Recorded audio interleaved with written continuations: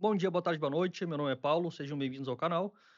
E no vídeo de hoje vamos trazer uma atualização do caso Maria Eduarda, a menina que foi pulada uma ponte, fazer o rope jump, o salto com corda, e os instrutores da empresa responsável não colocaram a corda e ela acabou morrendo no mesmo ato. Então, no dia de hoje, dia 16 de junho, saíram algumas atualizações. Trechos dos depoimentos dos três envolvidos foi publicizado e também tem uma fala da delegada que conduz o caso que eu achei interessante trazer. E tudo isso torna esse caso ainda pior. O que já era ruim fica muito pior, e a gente vai ver por quê. Fica comigo, depois da vinheta eu te conto.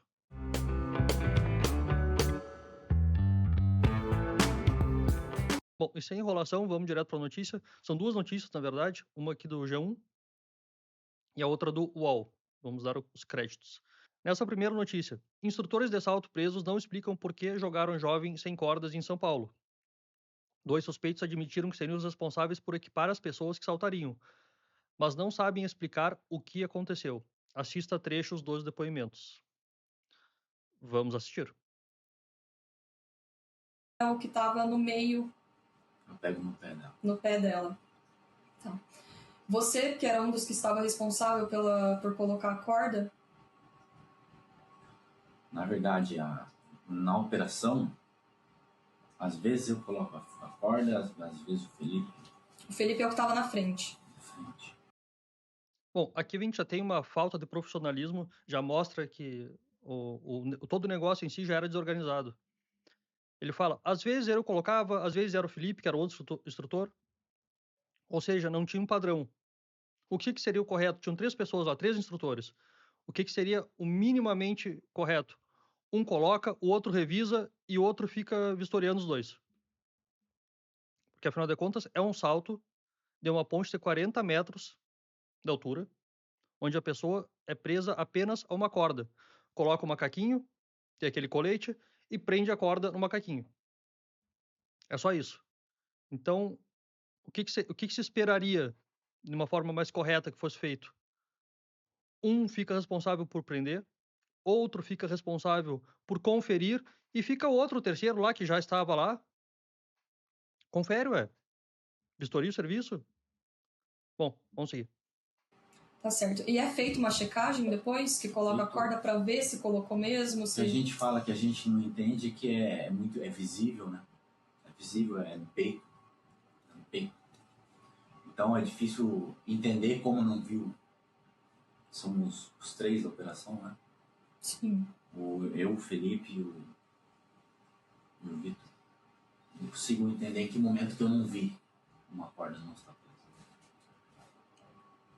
Simplesmente não consigo entender. Você era o responsável, juntamente com o Maicon e com... juntamente com o Maicon, de fazer a colocação da corda, Sim. certo? Ou é eu ou é ele que faz. Tá. Aí eu passei lá pra frente primeiro, aí depois disso já apagou da mente, eu não lembro. Você não consegue se recordar se você esqueceu, se a responsabilidade era sua, era dele? Não lembro. Isso. Mas como... Se ele não lembra, é porque ele não sabe. É porque realmente era uma bagunça. Ora um colocava, ora outro colocava, tanto faz. Ninguém ficava responsável por conferir depois de colocar a corda ou o colete. Era no oba-oba. Chega ali, coloca os equipamentos de qualquer jeito. Um coloca, outro coloca, tanto faz. E vai. Como que vocês dividem isso aí? Cada salto um coloca a corda, ou hoje todos os saltos você que colocava? Ele só... Como é que faz a conferência? Tipo assim, às vezes a gente... Tipo assim, um coloca, outro confere, outro coloca. Às vezes um faz, outro vem, vê se tá certo. Era mais ou menos isso. E você não consegue se recordar se você era quem tinha que ter colocado ou se você que teria que ter feito a fiscalização? Não lembro. No caso, eu tava equipando o pessoal na tenda do lado da direita do vídeo, no caso. Certo. Aí eu fui chamado para ajudar a levantar. Ah, tá. Então você não estava ali responsável pela colocação da corda naquele momento? Não, você foi chamado simplesmente só para fazer o arremesso, né? Só para ajudar a erguer. Para ajudar a erguer. Aonde está a câmera GoPro que estava na mão dela? Pois é. Nós não sabemos. Dois disseram 2 instrutores disseram que cada hora um fazia uma coisa ou outra. Um colocava a corda, o outro revisava, depois mudava. Ou seja, não tinha um padrão. Ninguém era responsável só por uma coisa, cada um fazia qualquer coisa, basicamente. E o terceiro disse, já se esquivou, dizendo: ah, não, eu só fui chamado para erguer ela para fazer o arremesso. Porque no caso dela, da Maria Eduarda, esse arremesso, ela era uma modalidade desse salto. Ou a pessoa pula, ou ela é arremessada, que eles chamam aqui de aviãozinho. Acho que a gente vai ler aqui mais pra frente. Nós vamos seguir aqui com a notícia. O trio de instrutores preso pela morte da jovem Maria Eduarda Rodrigues de Freitas, 21 anos, lançada sem corda de segurança durante um salto de rope jump no interior de São Paulo, afirmou em depoimento para a Polícia Civil do sábado que não sabe explicar o erro. Os vídeos dos depoimentos foram obtidos nesta quarta-feira pela IPTV. Ok. Os presos são, o nome dos 3 envolvidos aqui. O trio faz parte de um grupo que oferecia os saltos de 40 metros de altura na Ponte do Esqueleto, entre Limeira e Cordeirópolis, ambas em São Paulo, ao preço de R$ 180. Na manhã de sábado, data da morte, o evento reuniu cerca de 100 participantes e foi promovido por grupos informais. Luiz Felipe e Maicon admitiram em depoimento que eram os responsáveis por colocar as cordas antes do salto. Ambos, no entanto, não conseguiram detalhar a divisão das tarefas. Já Vitor Gonçalves afirmou que foi chamado para levantar a vítima. Em outro momento do depoimento, ele afirmou que a equipe não sabe explicar o sumiço da câmera que estava na mão da jovem. E aqui, eu já vou adiantar, teve uma testemunha que falou que viu que após a queda, os funcionários foram até o corpo da Maria Eduarda e retiraram a câmera. E depois teve 2 que fugiram para a área de mata, foram capturados na mata e, suposição minha, essa câmera foi jogada, que filmou tudo, né, que captou tanto áudio e vídeo, foi descartada na mata para não gerar ainda mais elementos contra eles. Mas vamos lá, vamos seguir. Em nota, o advogado Rafael dos Santos, que representa os instrutores, afirmou que vai entrar com pedido de habeas corpus. Ok. No sábado, data da morte, Santos afirmou, que é o advogado, que os 3 clientes são apaixonados pelo esporte, nunca tiveram problemas e classificou o caso como uma triste fatalidade. No primeiro vídeo a gente já viu, isso não foi uma fatalidade. Fatalidade é algo imprevisível que não teria como prever. Não é o caso, né? Esse tipo de coisa foi uma completa falta de profissionalismo, que a gente já vai ver também, essa empresa nem existe, é uma empresa fantasma clandestina. Então, bom, aqui a gente está vendo aqui na foto da esquerda os grupos de WhatsApp, onde era promovido esse evento. Então aqui tem em 3 cidades, aqui já estava marcado, Ponte do Esqueleto, Rio Claro e Minas Gerais. R$ 180, R$ 210 e R$ 250. Salto de rope jump. A vítima escolheu a modalidade chamada aviãozinho, na qual o participante não pula sozinho, mas é lançado pelos instrutores. Vídeos mostram que a participante foi carregada pelos 3 instrutores até a beirada da plataforma e arremessada para frente. Aqui a gente tem uma definição, uma observação aqui, que a diferença entre rope jump e bump jump, isso aqui não interessa agora, são semelhantes. A jovem portava uma câmera quando foi arremessada, segundo testemunhas. A câmera, no entanto, sumiu. Segundo o pedagogo Rafael Goulart, um integrante da equipe organizadora retirou a câmera da vítima enquanto ela já estava caída no chão.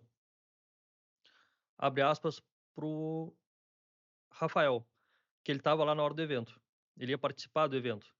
A primeira cena que eu lembro, quando eu vi a menina no chão, foi ver um dos funcionários tirando a alça do pescoço, do corpo que já estava no chão, a câmera da GoPro, preocupado com o equipamento ou para querer esconder provas, conta o pedagogo Rafael Goulart à IPTV.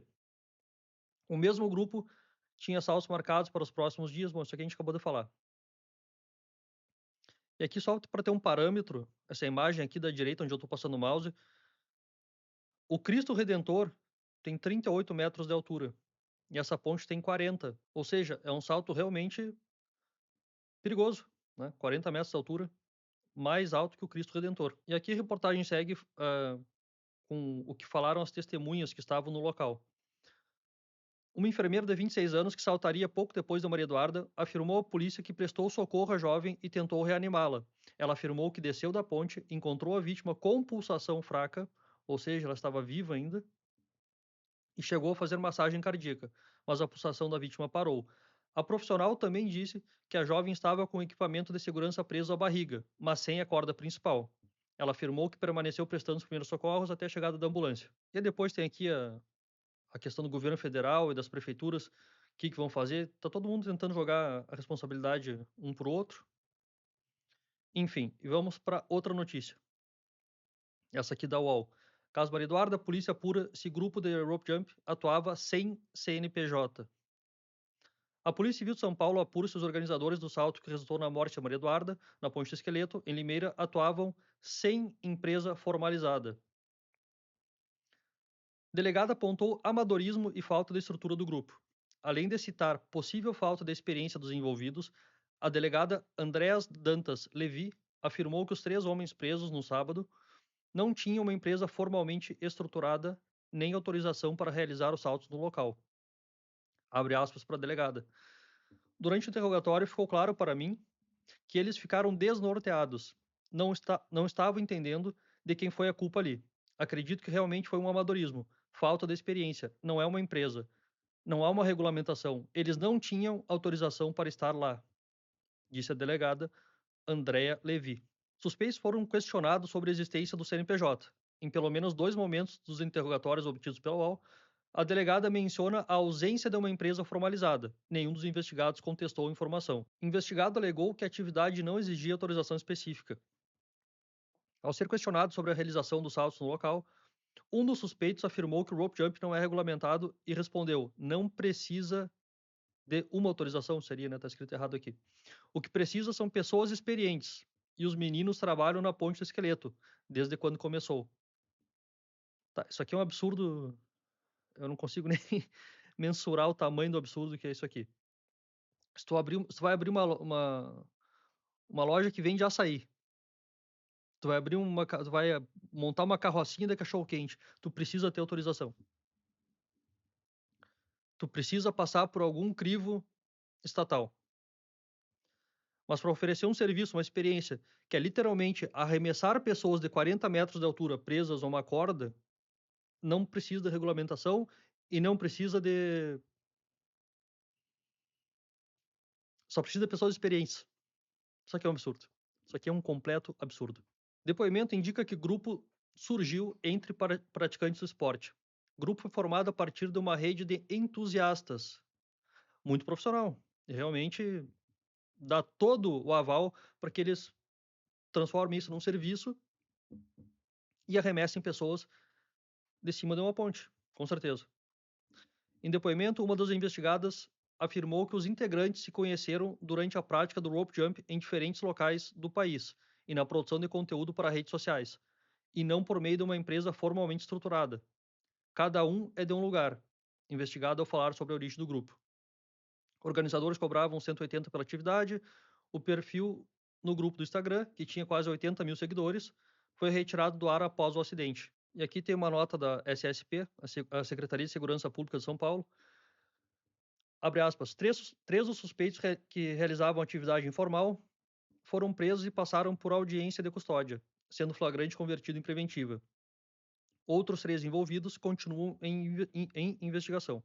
A autoridade policial segue realizando oitivos das testemunhas e diligências para localizar a câmera corporal da vítima e esclarecer todas as circunstâncias dos fatos. E aqui cabe mencionar que no vídeo anterior eu tinha falado que dificilmente seria um caso seria considerado um dolo eventual para que respondam por homicídio doloso. E eu dei o exemplo do racha, né, onde a pessoa assume o risco de andar em alta velocidade em vias urbanas, mesmo sabendo que é proibido. Se atropela alguma pessoa, causa um acidente, responde por homicídio, né, homicídio doloso. E não o culposo. Nesse caso, eu tinha dito que dificilmente eles seriam caracterizados como com dolo de praticar aquela ação. Só que com essa informação de que a empresa era completamente irregular, fantasma, não tinha CNPJ, não tinha nenhum tipo de autorização para sequer funcionar. Não estou nem dizendo de oferecer essa experiência de arremessar as pessoas da ponte do road jump. Estou falando, não era uma empresa regularmente constituída sequer para funcionar, para oferecer esse tipo de serviço. ou qualquer tipo de serviço. No próprio vídeo ali onde aparece o arremesso da Maria Eduarda, após ela cair no chão, os 3 olham para baixo, não esboçam reação nenhuma, e segundo as testemunhas, logo depois, eles vão até o corpo da vítima, retiram a GoPro, fizeram sabe-se lá o que com essa câmera, possivelmente descartaram no mato, é uma suposição minha, já que 2 deles fugiram pelo mato. E depois, outras testemunhas relataram que os que estavam lá ainda trocaram de roupa, para não serem identificados, para dificultar depois que eles fossem identificados. Então, um deles acabou dizendo, até eu vi no vídeo de depoimento, que ele, em relação à roupa, né? Por que ele trocou? Ah, porque a roupa estaria molhada, estaria suja, então ele trocou de roupa. Depois do que aconteceu, tu não pensa nisso, a não ser que tu queira realmente evadir do local sem ser identificado, enfim. E a partir do depoimento deles e das testemunhas, a gente vê realmente que era uma empresa que não tinha condição alguma de oferecer esse tipo de serviço, ou qualquer tipo de serviço, como a gente já falou. Eles não tinham autorização sequer para existir como empresa. E mesmo assim, eles ofereciam uma experiência, né, a prática de um esporte altamente perigoso, sem qualquer tipo de regulamentação, sem qualquer tipo de vistoria do poder público sobre os equipamentos que eles usavam, sobre o treinamento desses instrutores. Eles só falam que são muito experientes e entusiastas. Isso é um completo absurdo. E qual é a lição que fica? De novo, e não só para ser chato em relação à vistoria dos equipamentos antes de praticar o esporte, mas também pesquisar a empresa. Tinha 80 mil seguidores no Instagram, talvez isso gere uma falsa sensação de validação, de mostrar que a empresa é séria, mas não custa nada quando tu vai fazer esse tipo vai ter esse tipo de experiência, vai contratar esse tipo de serviço, não custa nada jogar ali no Google, tentar achar um CNPJ, tentar achar algum tipo de reclamação sobre a empresa, porque não dá simplesmente para confiar numa empresa dessas, que nesse caso sequer existia, era só um grupo de pessoas que criaram um nome aleatório para eles mesmos, criaram um perfil em rede social e começaram a vender esse serviço barra experiência. Então as investigações vão continuar. A câmera, se localizarem, vai mostrar o vídeo não precisa, né? Porque vai mostrar só a queda e não tem nem porquê, né? Seria um vídeo extremamente difícil de olhar. Mas, principalmente, a captação do áudio. O que foi dito pelos instrutores a partir do momento em que ela colocou o equipamento, o macaquinho, o colete aquele, para prender a corda, que não foi presa, até o momento que ela foi jogada. E, de novo, se fosse um grupo sério oferecendo serviço, no mínimo, cada um teria uma função específica. Um coloca o colete e prende a corda. O outro revisa. E ainda tinha mais um funcionário ali que estava vistoriando, não sei exatamente qual era a função dele, ele também não disse, mas estava ali. Então ele podia exercer essa função de conferir se tudo estava correto, tudo bem preso, tudo organizado. E só mais um detalhe, naquele dia já tinham sido realizados 15 saltos. O da Maria Eduarda foi o 16º. Então, quantas pessoas não usam aquela mesma corda durante o dia? E tinha outras pessoas esperando na fila também. A reportagem fala, tinha mais de 100 pessoas lá. Não que todas fossem realizar o salto, mas boa parte, pelo menos. Então, nem a garantia da estrutura da corda, se estava boa, se não estava boa, nem isso a gente tem. Porque, de novo, essa empresa sequer existe, não tinha nenhum tipo de fiscalização de qualquer órgão público para garantir as condições de funcionamento mínimas para esse tipo de atividade. Então, é só mais um absurdo. Esse caso só piora um pouco mais. Para o vídeo de hoje é isso, só uma atualização rápida e até a próxima.